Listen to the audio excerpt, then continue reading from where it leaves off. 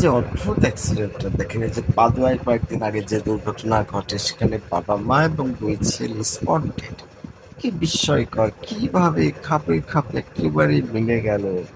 Private কারটার পিছনটা ধাক্কা দিল, ঘুরে একেবারে সোজাসুজি চলে আসলো, আর কাভার্ড ভ্যানটা তার উপরে আছড়ে পড়ল। তাহলে এই যে দুই বাবা মা, দুই ভাই যে মারা গেল, মেরুদণ্ড হয়তো একেবারে ভেঙে চুরমার হয়ে গেছে।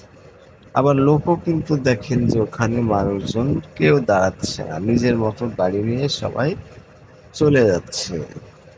মানে কি রকম একটা উদ্ভট, মানে যদি আরেকটু বেশি যে মাঝখানে লাগতো তাহলে গাড়িটা দূরে চলে যেত, অথবা না লাগলে তো লাগলোই না।